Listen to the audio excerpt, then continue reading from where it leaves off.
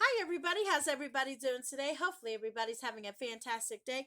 Before we get started, hi, my name is Teresa, and I welcome y'all to my channel. If you're new here and you like unboxings, you like getting ready with me with some scary ghost stories, even do Monday Mass Ladies collab, I do makeup try-ons on here. I do animal and nature clips. I do a walk in history. I do Fun Fact Friday, and sometimes I do giveaways on this channel. And guys, I do more. I do random more than just beauty on this channel. Now, if you're interested in all the content that I just said, then please are considering hitting the subscribe button down here on the bottom. When you hit the subscribe button, there'll be a bell. And when you hit the bell, you'll be notified of when I upload my new video. So today, guys, is get ready with me. It's the scary ghost stories. Woo-hoo. Yes. Yes, today is the day to get ready with me. And I'm going to do something with these eyes. I'm going to do something with the eyes. I don't know what it is yet, but I grabbed the palette and we're going to do something. The palette that I am using today is a Violet Voss Essential 2. That's what the packaging looks like. And then this is the colors that I am working with. The blue, I'm definitely working with that, but it scares me. But we're going to work with this palette. The book that I am reading is the Haunted Georgia book. And this is what it looks like. Pretty creepy bride on here. It has some creepy stories. I just started reading a couple of the stories out of this book because I already finished up the West Virginia book. As soon as I'm done with that one, I'm going to be doing all the states in alphabetical order, and we're going to start with Alabama Haunted books, which I'm quite excited to share those with you. So let's go ahead and get started on the eyes. And what I like to do is I like to put a color all over my eyelid here, and the color that I'm going to use. I usually go with the lightest. It will be this beige right here. So let's go ahead and get started with that. And I'm going to use this little fluffy brush just all over the eyelid. There is fallout. That's okay. So all over the eyelid I'm doing. Nothing fancy. I'm not priming my eyes today. Not going anywhere. Just like playing with makeup and talking to you guys and reading you scary stories. Yes, I do. Alright. Don't ask. I don't know what that little laugh was about. But I'm just putting that all over my eyelid here. You can see that.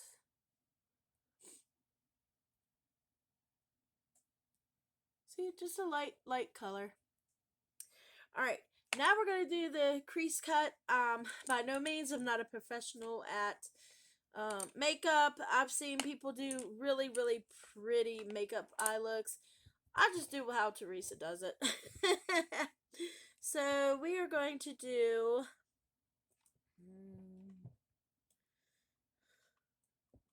we're going to go with the blue sky. We're going to go with that in the crease cut. Let's see how that looks. Are you ready for that? I don't know if I am. Just a little bit of blue. Sorry if you hear my kittens fighting. They are playing really, really hard, and they're getting so big.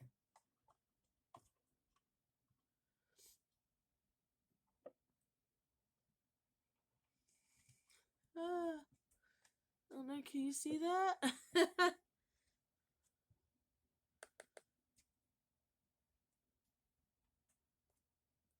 Oh, definitely have to clean up underneath my eyes and everything.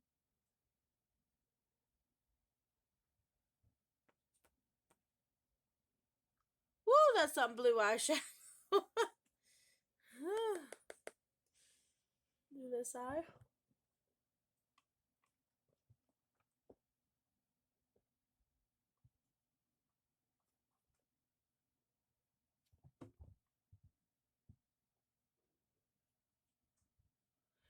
I don't know what it is. Like one eye, I have to double up on it, but the other eye I don't. I don't know if one eye is oily than the other. I don't know, but I don't know what the issue is. But this side, on my left side, I have to build it up. But on my right side, I really don't have to build it up. So there's that blue. What do you guys think? I'm blue, dub it. Okay, I don't know all the words to the song. I don't know. Let's go ahead and read a story. A story. Okay, so where'd we leave off on? The Haunted Pillar. Now, like I said, there's hardly any pictures in this book, but whenever I see a picture, I'll show you the pictures. Alright, The Haunted Pillar. Without a doubt, Augusta's best known ghost stories is based around a very unusual landmark in the middle of town. In 1829, the story goes, a preacher was trying to make himself heard amid the hustle and bustle of the lower market, where people had to come in to buy fruits, vegetables, and livestock. One version of the story has it a policeman asked him to stop preaching because he was disturbing the shoppers. In another version, the preacher became frustrated because the people were paying more attention to their material needs than to their spiritual needs. At any rate, the preacher cursed the city of Augusta. He foretold of a great wind that would sweep away the marketplace. Only a single stone pillar would be spared. The preacher added that anyone who touched or tried to move the pillar would die. On February 8th, 1878, the preacher's prophecy came true. A freakish winter tornado leveled the lower market. Only a single pillar was left standing. Soon afterward, a writer for the Augusta Chronicle suggested that a new market should never be built on the same location because it was at best an unsightly edifice and marred the grand boulevard upon which it was mistakenly located. The ill-advised attempts of people to defy the preacher's warning regarded the pillar has been the stuff of legend in Augusta for over a century. According to one tale, one of the people who were clearing the debris left by the tornado in 1878 wanted to impress the crowd by trying ropes to the pillar. Wow. 1878 wanted to impress the crowd by tying ropes to the pillar and attempting to pull it down. He had no sooner finished fastening the ropes to the pillar than he dropped dead of a heart attack. Another legend has it a grocer who had purchased the pillar for $50 moved it to 5th and Broad Streets. He died shortly after that. A few years later, during construction on Broad Street, two more men tried to pull the pillar to take away fragments of the pillar. The fragments of the pillar became ill and were forced to extend their stay in Augusta. Not long ago, a man driving along Broad Street accidentally hit the pillar. Though the car was barely damaged, the driver died at the scene.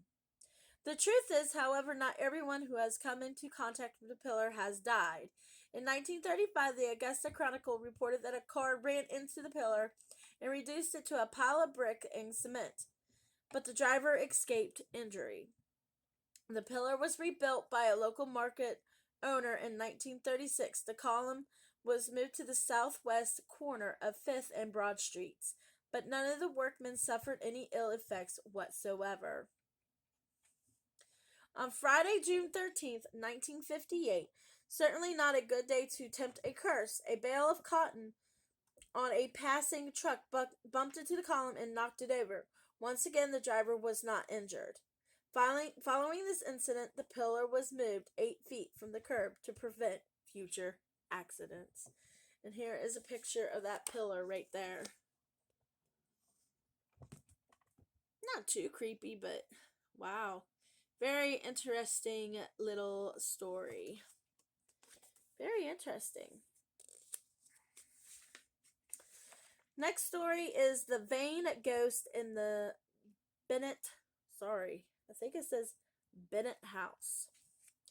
Augusta State College has two faces, although the academic face predominates today's vestiges, I can't talk, I am sorry guys, of its military past still remain. In 1793, President George Washington established an arsenal near the river, Black fever made their arsenal unlivable, so it was moved across the river in 1826. The original barracks jail and headquarters, built still remaining, and have been converted for academic purposes. The Commandant's house is now the president's home. In 1911, Stephen Vincent Benet, maybe it's Benet, who was born in 1898, began his writing career here after moving to Augusta in 1911. Benet who wrote poetry and short stories, won a Pulitzer Prize in 1928 for his Civil War poem, John Brown's Body, but is best known today for the short stories I Remember, Babylon, and The Devil and Daniel.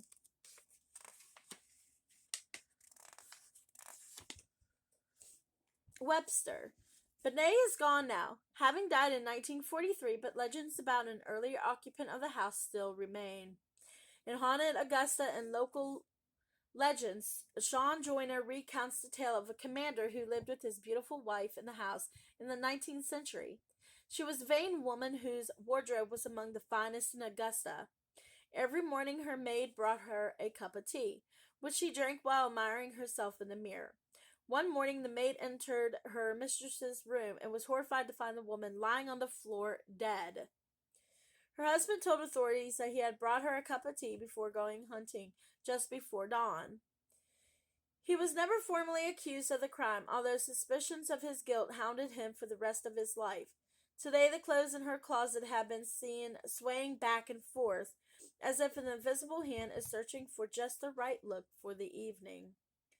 According to another legend, the man who commanded the arsenal during Reconstruction hired his nephew to work for him for $2 an hour. The commander's preferential treatment of the young man instilled jealousy in the other workers, who received much less pay for the same work. One day the commander's nephew left work to get a piece of pie. He was shot and killed on the steps of the house. It seems that his appetite for pie has never been satisfied. People occasionally hear noises coming from the kitchen. They say the young man is still searching the cabinets for a piece of pie. Over the years, students and employees have experienced phenomena that cannot be attributed to a specific spirit. People have heard the sounds of a rocking chair, footsteps upstairs, and a door slamming. Strange images have been seen in mirrors. One wonders when Stephen Vincent Benet might make an appearance, if he hasn't already. So we're going to stop on that story. Our next one is called The Tragic Lovers of Bellevue Hall. So we'll read that one as soon as I come back. But let's go ahead and finish up my eyes here. So right down here, I'm just going to put a color. I think it's going to be purple. What do you guys think? I'm going to use this purple right here. And I'm just going to put that all on the bottom of my eyelid here. And I'm going to use this brush right here. So let's go ahead with this deep, pretty purple.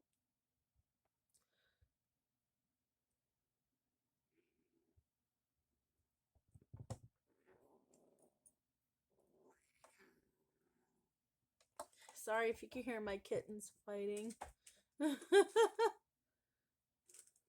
little entertainers. I don't know if I'm going to like this eye look, guys. It's just not wanting to work with me today. I might have to touch it up when I get off camera.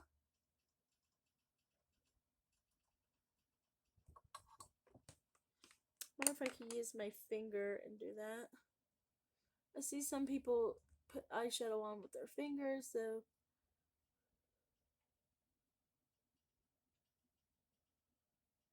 that's some purple eyeshadow. Ooh, look at that.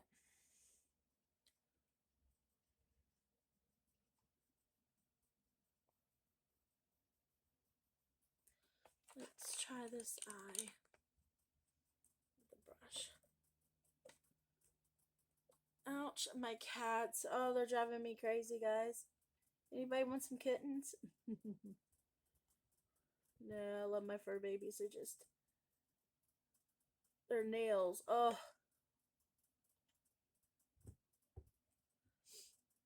See, if you see me making faces, it's because they got their nails into my leg and it hurts really bad.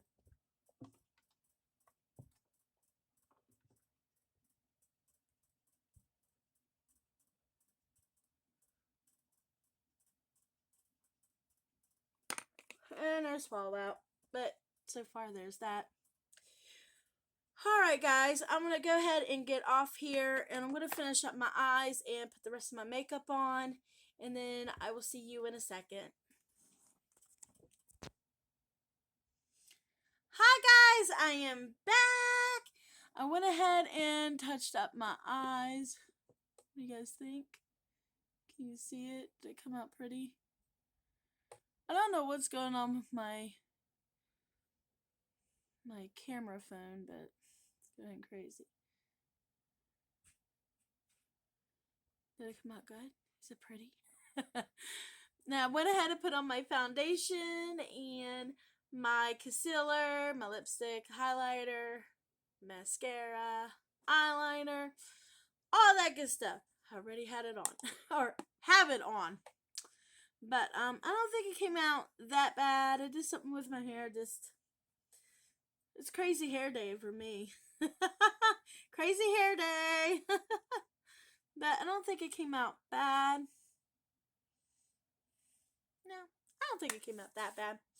Let me know in the comments. Alright, guys, let's go ahead and read one more story, and then we are going to wrap things up. Are we excited? Are we excited? I know I am. Alright, so the next story is called The Tragic Lovers of Bellevue Hall. Many colleges and universities in Georgia have some sort of connection to the Civil War, but only Augusta State University was actually built on the site of an arsenal. The U.S. Arsenal was originally located on the banks of Savannah River. Frequent outbreaks of fever among the ranks forced the military to move the arsenal to a hill location on 72 acres of land owned by Senator Freeman Walker in 1826. Walker sold his Sands Hill cottage called Bellevue for $6,000. A small plot of land was set aside for the Walker family cemetery. By 1828, 4 buildings connected by a loopholed wall were constructed. That same year, the arsenal began supplying arms of the Harper's Ferry armor and the Georgia militia. Troops stationed there fought in the Seminole War in 1835, as well as the campaigns against the Creek Indians. During the Civil War, 30 companies of soldiers from the Augusta area were trained at the arsenal. In May 1865, the arsenal was once again taken over by the U.S. government. Decades later, in 1958, Augusta College was created on the same tract of land where soldiers were once trained for combat. Legend has it that one of these soldiers is responsible for the haunting of Bellevue Hall. In 1861, Bellevue Hall was owned by John Galt. One of his 2 daughters, Emily, fell in love with one of the young soldiers at the armory. The couple became engaged and planned to marry after the young man returned from war. Emily sported a huge diamond engagement ring, which she used to, there was a bug on my book. She used to etch her name into a window in one of the rooms on the 2nd floor. Her sister Lucy then took the ring and scratched her name alongside of Emily's. Emily begged her fiancé not to go to war, but after several heated arguments, he kissed her goodbye and went off to join the Confederate forces. Not long afterward, her lover was killed in action. Tortured by the thought that her dreams of martial bliss would never come true, Emily threw herself out the same 2nd-story window where she had etched her name and fell to her death.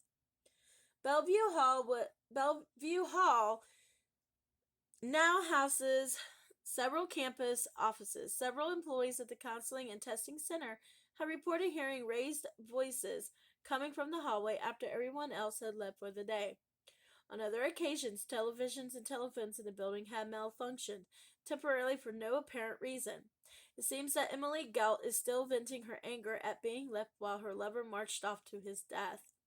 The ghost of Emily's young soldier has also been seen roaming the campus in search of his lost love. Alright, so we're going to stop on that story. And next Saturday's story is called Haunted Rains Hall. Woo! You guys got 3 stories out of that one. What you guys think of those stories? Did you like those stories? That's kind of creepy, just hearing voices in a hall, you know, when there's nobody there. I just think that's creepy. All right, guys, I'm gonna go ahead and end it here. And hopefully my eye look turned out good, and my makeup turned out good, my hair, yeah, I didn't get my hair cut, by the way, because I was supposed to get my hair cut, and, well, they want an arm and leg for a haircut. So I'm like, no, I'll find somewhere else. So I gotta make another hair appointment for me and my girl. Alright, guys, I'm gonna go ahead and end it here. And I hope everybody stays blessed. And I hope everybody stays safe no matter where you are, no matter where you're at. Please stay safe. And I'll be seeing you all in my next video. Thank you for stopping by, and you have a great day. Thank you. Bye.